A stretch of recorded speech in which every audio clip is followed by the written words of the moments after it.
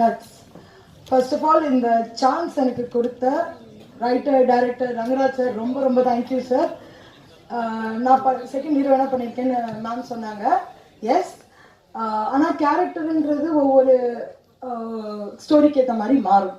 So இதில் எனக்கு கொடுத்த கேரக்டர் என்னை பொறுத்த வரைக்கும் ரொம்ப ஒரு டிஃபிகல்ட்டாக நான் எஸ்டாப்ளிஷ் பண்ணியிருக்கிற ஒரு character. I was very blank. நான் உள்ளே போகிறப்ப அதுக்கான ஃபுல் சப்போர்ட் கொடுத்து எப்படி பண்ணும், என்ன பண்ணும், ஹவு ஷுட் ஐ போட்டு இந்த கேரக்டர் எல்லாமே எனக்கு கற்றுக் கொடுத்த ரங்கராஜ் சார் ரொம்ப ரொம்ப தேங்க்யூ சார். ஒவ்வொரு இன்ச்சான ஒரு டீட்டெயில்ஸ் நீங்கள் எனக்கு கற்றுக் கொடுத்தீங்க. Yes, it is a new platform. எனக்கும் இது ஒரு நியூ பிளாட்ஃபார்ம். ஆனால் நீங்களும் இதில் ஒரு நியூன்றது அவ்வளோ ஈஸியாக என்னால் கண்டுபிடிக்க முடியல. ஏன்னா நான் என்ன பண்ணுன்றது என்னை விட பர்ஃபெக்டாக நீங்கள் வந்து எனக்கு நடிச்சு கற்றுக் கொடுத்தீங்க. And and I just want to say thank you so much for the opportunity. Everyone, all the dignitaries என்ன மென்ஷன் பண்ணதுக்கும், all the media representatives, everyone ரொம்ப மென்ஷன் பண்ணதுக்கு ரொம்ப thank you. கட்ஸ் படத்துக்கு உங்க சப்போர்ட் கண்டிப்பா வேணும். ப்ளீஸ் உங்க சப்போர்ட் கொடுங்க. thank you so much. இந்த வாய்ப்பு கொடுத்த ரவிராஜ் சாருக்கு நன்றி. அண்டு இந்த படத்துல 3 சாங்ஸ் இருக்குது. ஸோ 3 சாங்ஸுமே ரங்கராஜ் சார் தான் லிரிக்ஸ் எழுதுனது. ஸோ அதுவும் அவர் தான் பண்ணது. ஸோ அது நல்லா வந்திருக்கு. அண்டு அவர் ரொம்ப ஹார்ட் ஒர்க்கிங் அண்டு ரொம்ப டெடிக்கேட்டட் டைரக்டர். ஸோ நல்லா இருந்துச்சு ஒர்க் பண்ணுறதுக்கும். ஸோ நீங்கள் எல்லோரும் சப்போர்ட் பண்ணுங்கள், பார்த்து எங்களை சப்போர்ட் பண்ணுங்கள். தேங்க்யூ. இனிய மாலை வணக்கங்கள். இந்த கட்ஸ் திரைப்படக்குழு மற்றும் இந்த சிறப்பு விருந்தினர்கள், அப்புறம் இங்கே உட்கார்ந்துருக்க இந்த அரங்கத்தை அலங்கரிக்கும் என் பத்திரிகை நண்பர்கள் எல்லாருக்கும் மீண்டும் ஒரு வணக்கம். இந்த படத்தோட தயாரிப்பாளர், டைரக்டர் மற்றும் நடிகர் அவர் என்னோட நண்பர் ரங்கராஜ். அவருக்கு வந்து சினிமா மேலே பயங்கரமான ஒரு ஆசை, அளவு கடந்த ஆசைன்னு சொல்லலாம்.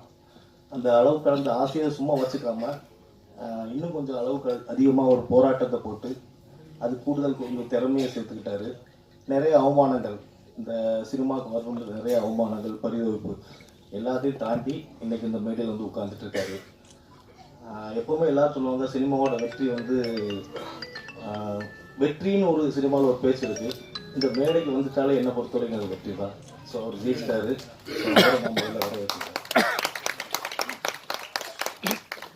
அதுக்கப்புறம் கிடைக்கிற அந்த வியாபாரங்கள், பணம், பரிசு, பாராட்டு அது ரெண்டாவது வந்து சேர்ந்து வரும். ஆனால் இங்கே வந்ததே பெரிய விஷயம். ஸோ அவரை தான் நான் முதல்ல பாராட்டு நினைக்கிறேன். அதுக்கப்புறம் இங்கே இருக்கிற விருந்தினர்கள், ஜாக்வார் சார், துரை அண்ணே, அப்புறம் என்னோட நண்பர் டைகர் சக்கரவர்த்தி, கோகுலன் சார், அப்புறம் மியூசிக் டைரக்டர் ஜோஸ், அப்புறம் அம்மா ஸ்ரீலகா மேம், அப்புறம் ஸ்ருதி, எல்லாரையும் நான் அன்புடன் வரவேற்றுக்கிறேன். எனக்கு 2 விஷயம் மட்டும் சொல்லணும்னு நினச்சிருக்கேன். என்னென்னா, சினிமா எடுக்கிறதுக்கு எல்லாருக்கும் ஆசை இருக்கும். இன்னைக்கு வந்து ரங்கராஜ் இருந்துச்சு, ஒரு 10 வருஷத்துக்கு முன்னாடி வெற்றிமாறன் சார் இருந்துச்சு. ஆசைங்கிறது மட்டும்தான் சினிமா உள்ள நம்ம கொண்டு வரும். அதுக்கப்புறம் உழைப்பு, போராட்டம் எல்லாமே வேற. ஆனால் அந்த ஆசையை வந்து அடைய விடாமல் தடுக்கிறது ஒன்றே ஒன்று தான், பயம். என்னால் முடியுமான்னு ஒரு பயம் வந்துச்சுன்னா யாராலையும் பட்டெடுக்க முடியாது. அந்த பயத்தை மட்டும் ஒழிக்கணும்னா அதுக்கு கொஞ்சம் அந்த பயம் ஒழியணும்னா கொஞ்சம் போராட்டம் வேணும், நம்பிக்கை வேணும். ப்ளஸ் வந்து நமக்குள்ளே ஒரு கேள்வி இருக்கணும், என்னால் முடியுமா. அந்த என்னால் முடியும்னு நினச்சிட்டோம்னா கண்டிப்பாக எல்லாராலையும் சினிமா எடுக்க முடியும். இந்த மேடைக்கு வர்றது ரொம்ப கஷ்டம்னு சொல்லுவாங்க. ஆனால் அந்த பயத்தை மட்டும் ஒழிச்சிட்டோம்னா ரொம்ப ஈஸி. பயப்படாமல் இருந்தோம்னா எல்லாரும் சினிமாவில் ஜெயிக்கலாம்.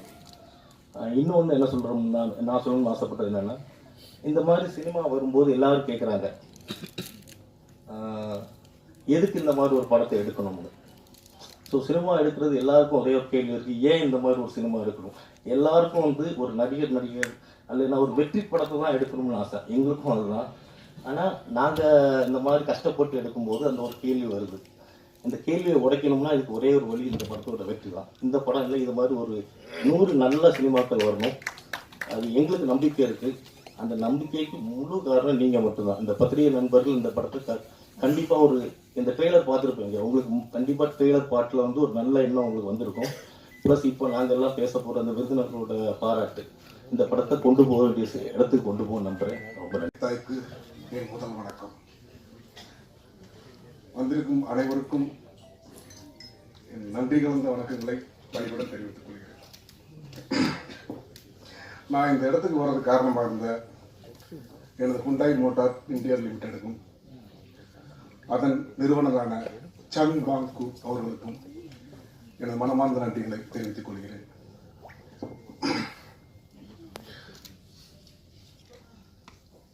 இப்ப இந்த மேடையில வந்து நான் நிக்கிறது காரணமே வந்து என்னோட 2 மகள்கள் தான். அம்மா, அப்பா இந்த மேடை விட்டுட்ட பார்த்துக்கிட்டு போய் நினைக்கிறேன். என் பிரைட்டல் அம்மா அவர்களுக்கும் ஜாக்கி அம்மா அவர்களுக்கும் ஐ லவ் யூடா.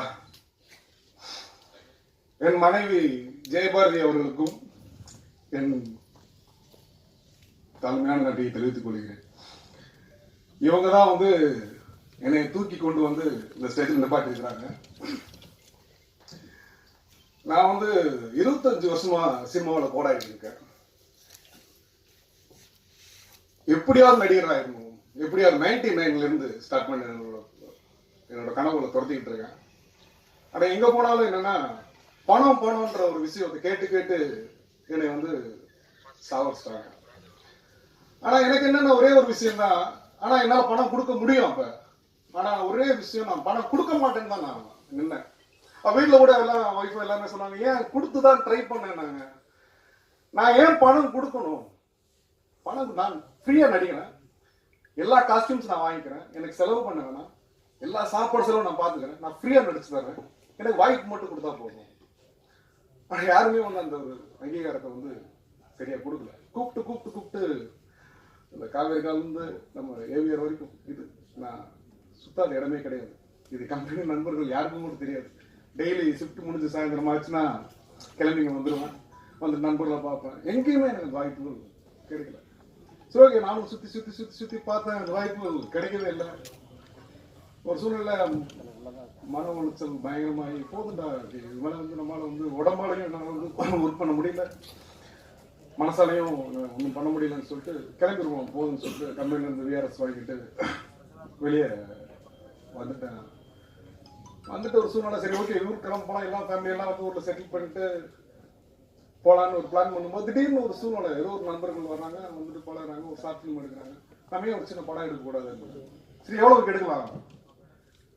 ஒரு 15 லட்சம் கூட எடுக்கலாம். அப்போ நான் ஒரு கணக்கு பண்ணுறேன், சரி ஓகே இப்போ 15 லட்சம் நம்ம ஃபேமிலியை வந்து ஸ்டபிள் பண்ணிடலாம், ஒன்றும் பிரச்சனை கிடையாது அப்படின்னு சொல்லிட்டு அந்த 15 லட்சத்துக்கான ப்ரொடக்ஷனை ஸ்டார்ட் பண்ணுறேன். எனக்கு ப்ரொடக்ஷனை பற்றி பெருசாக நாலேஜ் இல்லை. ஸ்டார்ட் பண்ணுறேன், ஸ்டார்ட் பண்ணி உள்ளே இறங்கிட்டேன், வெளியே வந்துட்டேன். அப்புறம் தான் அதோட வழிகள் தெரிய ஆரம்பிக்குது. 15 லட்சத்துக்குள்ள படம் பண்ண முடியாது. ஏன்னா அது காலை வச்சுட்டோம், பின் வாங்க மாட்டேன். அது என்னோட சின்ன வயசுல பழக்கம். சரிங்க, ஒவ்வொன்றா குவாலிட்டி.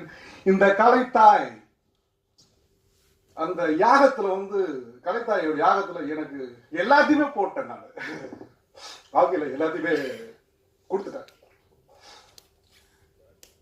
இந்த கொடுத்துட்டு என்ன பண்ண போறேன்னு தெரியல லைஃப்ல.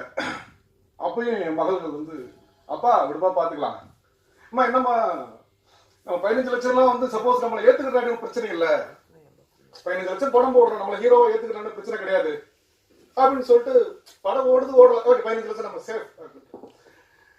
அப்புறம் ஒண்ணுன்னா போட மொத்தமா போட்டு, அம்மா என்னம்மா என்னால குவாலிட்டியில காம்ப்ரமைஸ் ஆக மாட்டேன் சின்ன வயசுல இருந்து. அம்மா என்னம்மா மொத்தமா போட்டு என்னம்மா நம்ம கிட்ட, அப்பா விடுப்பா பாத்துக்கலாம், கீழே இருந்தாரு மேல வந்தோம், நீ நில்லுப்பா, இந்த மேடையில ஒரு நாள் நீ பேசுவப்பா, அதனால பாக்குறப்பா. அம்மா திரும்பவும் சொல்றேன்ப்பா, ஐ லவ் யூப்பா.